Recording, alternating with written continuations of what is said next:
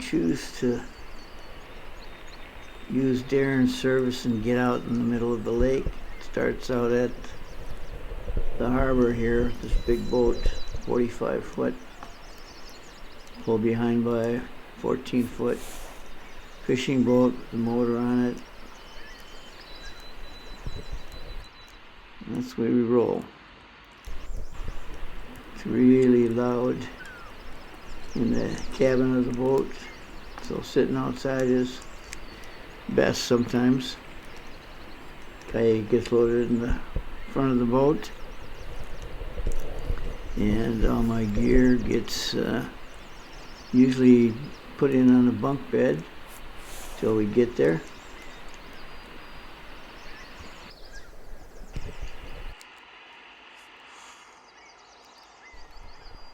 There's Cam and Darren outside. Darren doing his physio for his shoulder.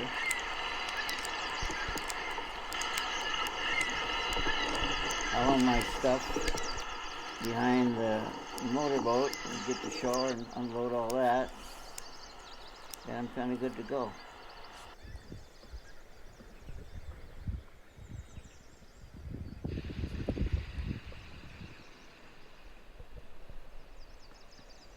These flowers don't have much significance except that they were greeting me when I got dropped off at my first camp. The next day is my traveling day, and it was just glassy calm, beautiful, very easy going, spectacular skies.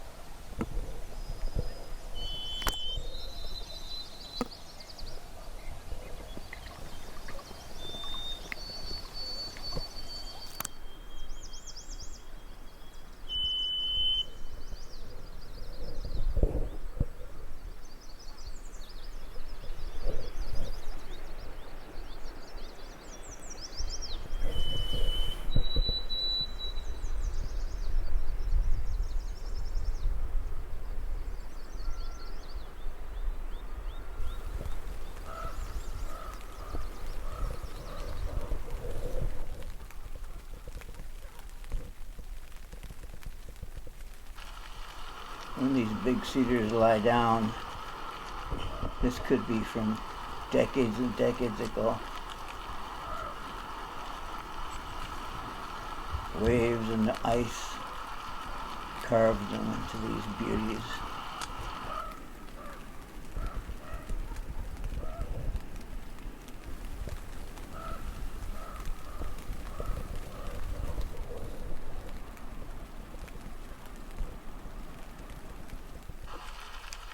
And they start out as these beauties intertwined, their roots deep into the rocks. It's very cool. Over the years, we change and change. The roots stay on top. They get worn away. These look like they were dancing on the shore. They keep changing and changing. Beautiful. Many of them look like sentinels on the shore. You can see them from miles away. Very cool. And this is what's left. A pile of roots on the rocks that eventually end up as abstract art.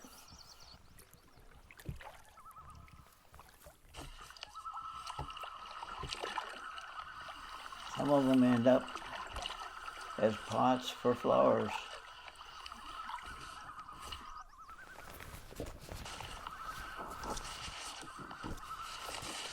And some lay down together.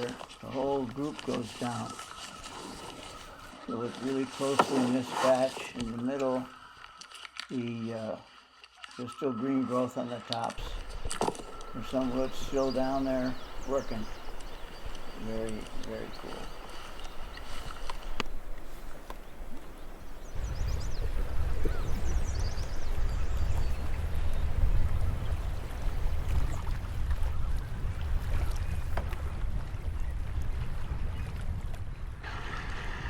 This doubles as a silhouette self-portrait as well.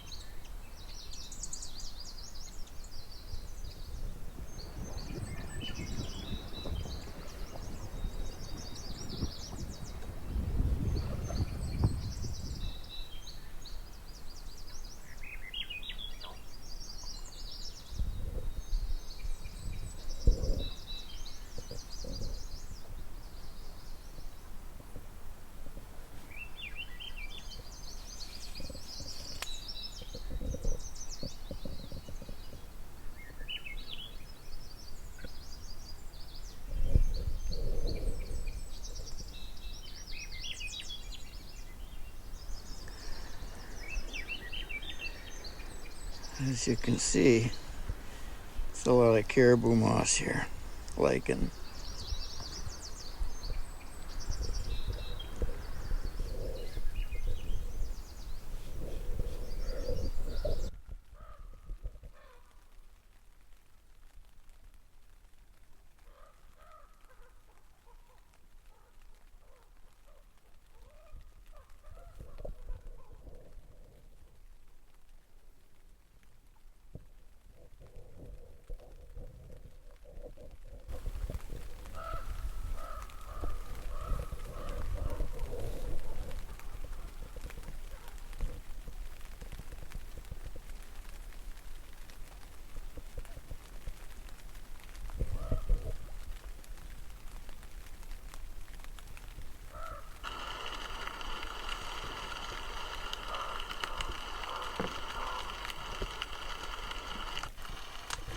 This is my brother Don's mausoleum.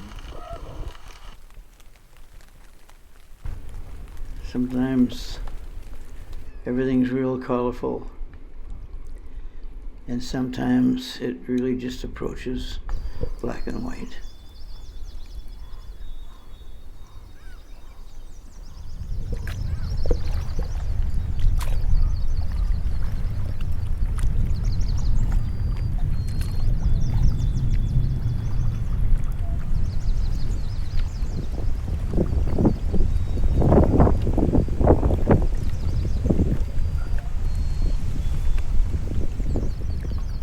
Leaving camp, heading north, and it's nice paddling conditions.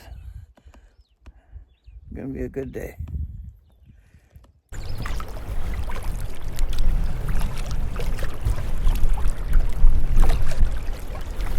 This young bull was out swimming, and I got close enough to get a couple pics here, but they almost always stop and turn around. And one last look.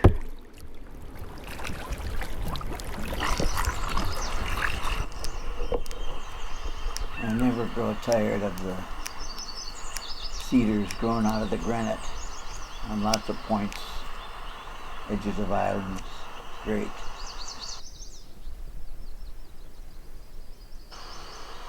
Not all camps are pretty.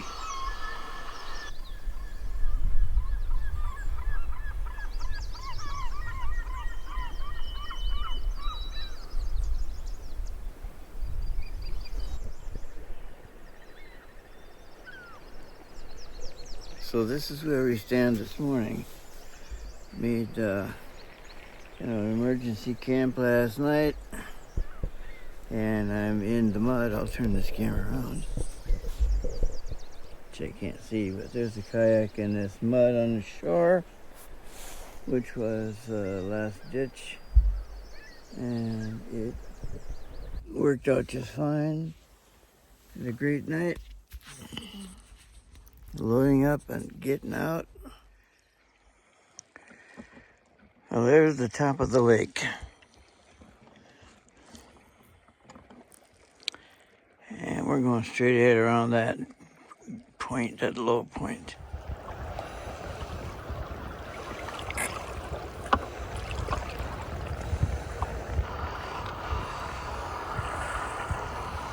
Well, this is the beach that I've been aiming at.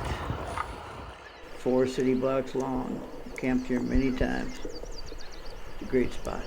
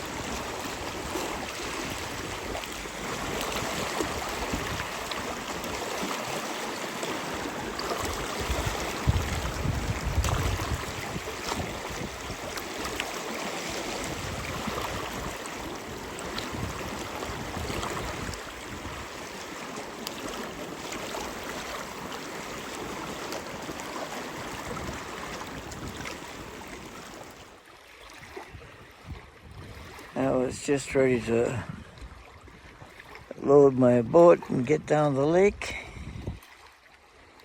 And I looked down and I saw this guy had come out of the water and hatched on my one paddling shoe, and then I looked down and there was this guy just coming out. Oh, he's kind of finishing up. Wait till he starts spreading his wings, flutter a little bit.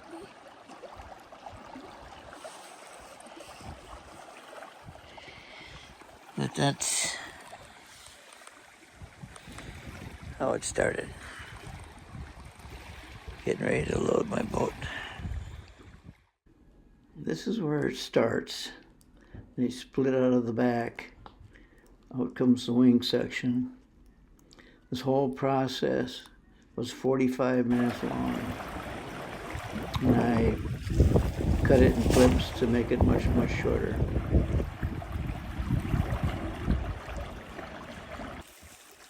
There we go.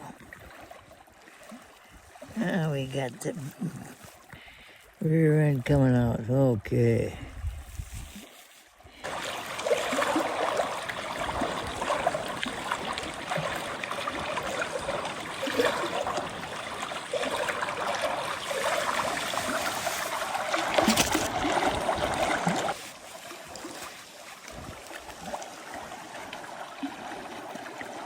And the wings are unfurling.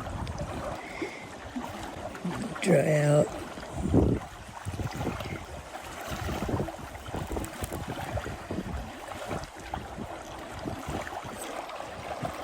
They pump their abdomen, and the wings get extended.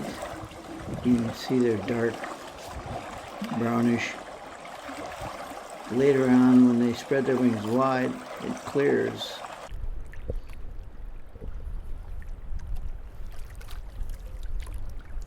Gradually, the wings are all pumped up. These veins are dark and the wings are stiffening. And then they clear as time goes on. Then they spread their wings sideways, open them up, and they become more clear and clearer as time goes by. Their abdomen gets much skinnier before they're ready to fly.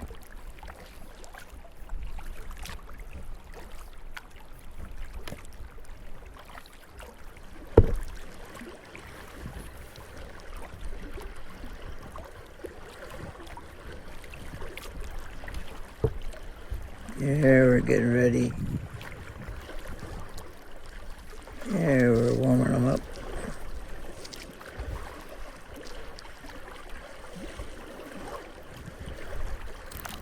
Here we go.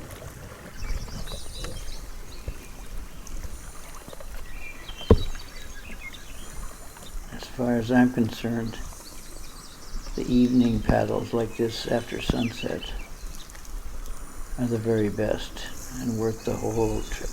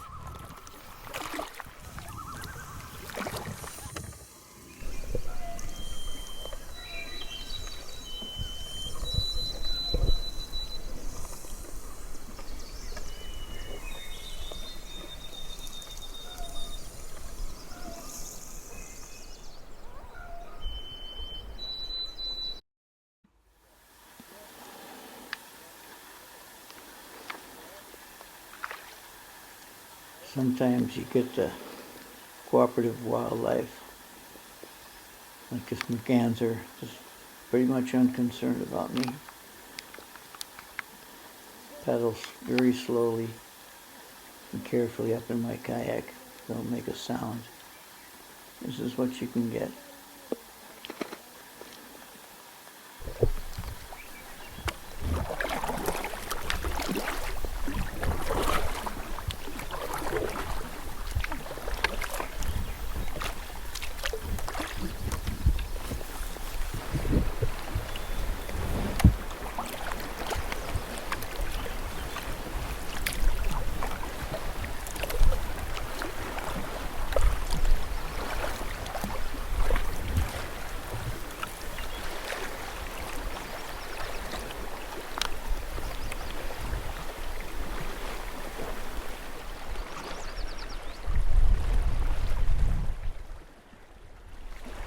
On every beach that I've ever walked on, there's usually bear tracks, wolf tracks, caribou tracks, moose tracks, of all sorts. Here's a small bear with an imprint of my foot next to it, size 8. These are small prints for a bear, I believe. This is typical of my bear encounters. I paddle around a corner quietly. They have no idea I'm there, and they see me and finally saunter off or run off. But it's always like this.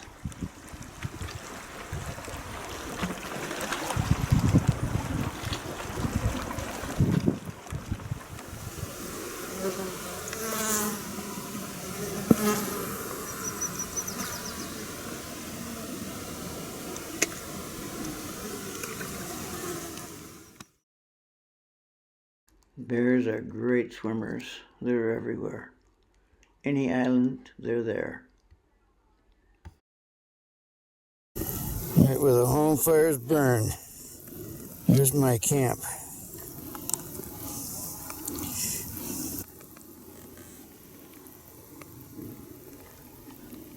This is a much bigger bear than the one that stayed in my camp and wouldn't go away for 2 days.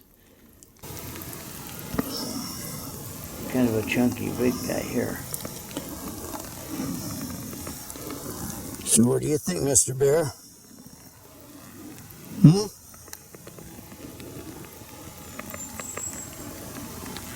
Well, I just talked to this bear to his face.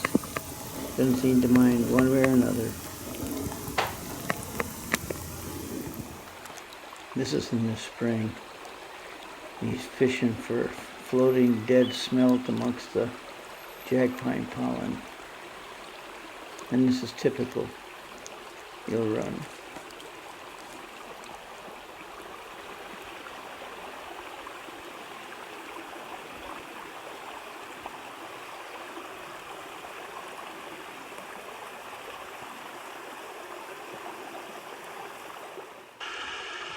Of the 25 trips I've taken on this lake, I've never had any problems with bears. Take their photos, videos on the shore, and they're gone. No problems. That was the little history with bears on my trips. And now on to the camp where the bear wouldn't leave, where he got all my food. And I called for help.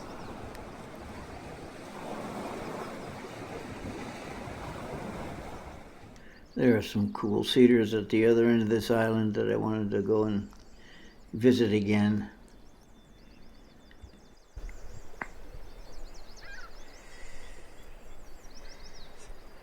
Monday, July 1, 2024. View from my camp.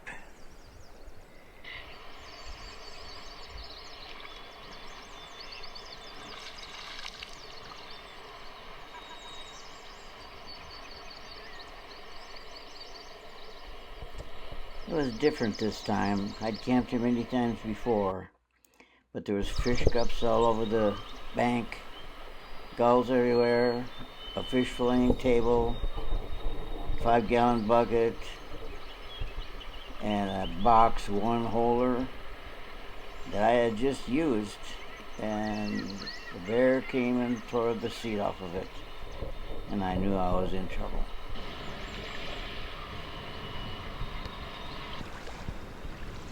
Now the bear was here. He clawed at both ends of the tent, got me in the back of the head. Couldn't believe it. And he tore this hatch cover off, which is easy to do. Now I'm getting the rest of the bear bangers out of the life vest in there.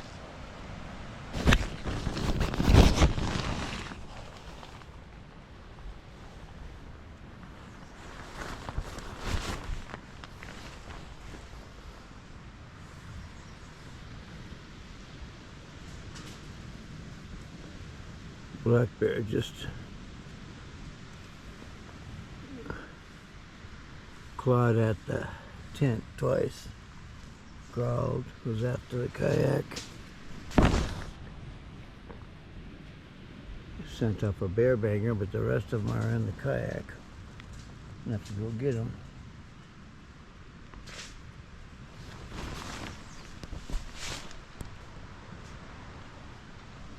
Get the hell out of here.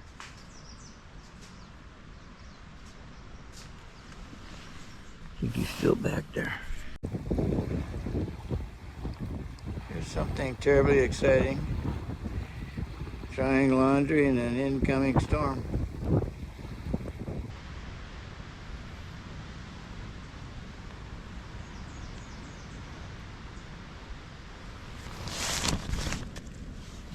Nervous bear watch.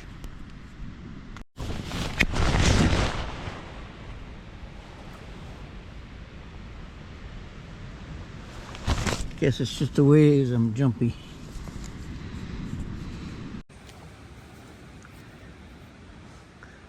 So this is what I have spent a little bit of time here fashioning a little 3.5, 4 foot little spear here to protect just in case the bear gets too close or tries to come at me at the tent. I don't know, I scared him away. This is a spent bear banger shell, and it fires the thing out of this right here, and this goes up in the air like a M80 and explodes. And I did that 3 times, and he did leave, but he may just be used to people at this camp. I don't know. Anyway, it makes me feel a tiny bit better. Probably useless. Don't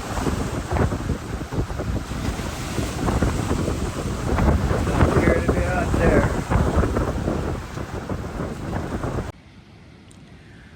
So the last time I saw the bear, he was standing on top of the kayak right there. Right there. Take the hatch off. So, I guess he's got me nervous. After ripping off the hatch cover, I would soon realize that he got the first food bag in broad daylight out of the kayak. At the next day, overnight, he had gotten my last food bag that I hung in the tree. And I was out of food, and he was still hanging around. I see you.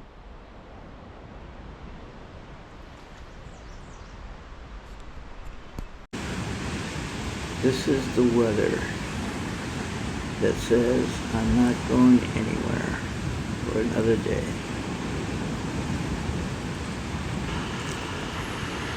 And I got a bear in camp that isn't going anywhere either. And I'm plenty nervous. I see you. This bear is 30 feet away, no more. This kayak's 20 feet away.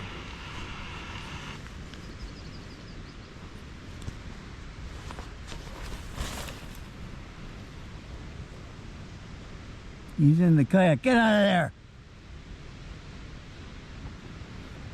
Go on!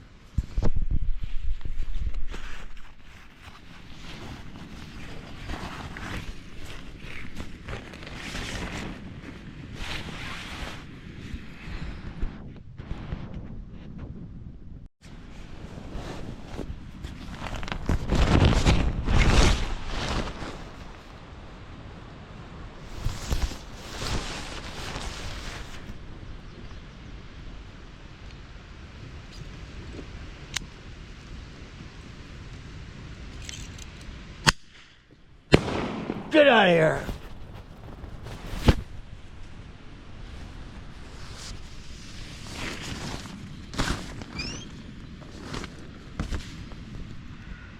We only got 2 bear bangers left. So it's crunch time. Things are out of my control. It's time to act. Had to call for help. I texted Darren and told him of my predicament. I opened the SOS button on my Garmin inReach satellite communicator. Texted my wife Nancy. Told her. Texted my niece Sean. Soon I was on with Darren, Garmin, the OPP, my wife, and my niece. Darren was on the way. It was 35 miles by water in this storm, in the pitch black of the night. They left in the dark at 11 p.m. through the storm and arrived about 3:30 a.m. I packed up everything except for the tent. Darren secured the big boat 100 yards out or so. Cam picked me up on the shore in the 14-foot boat as usual. All by flashlight though. All my gear was loaded into the big boat and then the kayak up front in the pitch dark. I had gotten into the boat safe and sound. A quick reminder of what they were coming through in the blackness of night.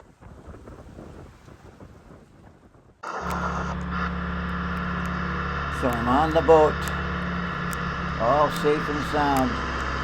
This is what they could see coming up through that storm. What a difference was this? Wednesday morning, July 3rd. We moved to a very protected bay and rested. I slept. Those guys actually went fishing.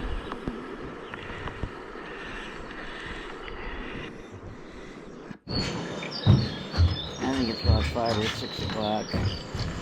Those guys are back from fishing. You can see the pile of my junk from loading it in the back here in the middle of the night.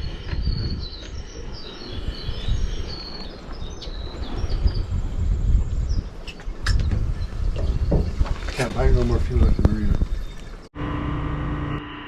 Another 3 hours or more to get back to the harbor.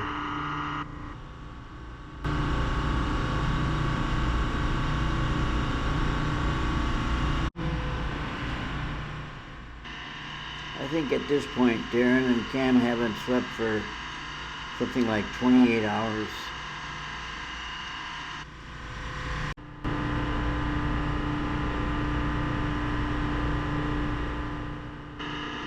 I owe these guys big time, forever and ever.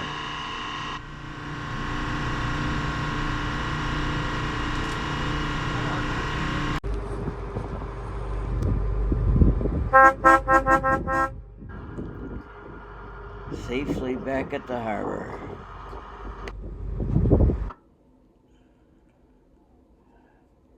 Cam's wife in the blue top and her friends were there to welcome us home. It was good to be off the lake.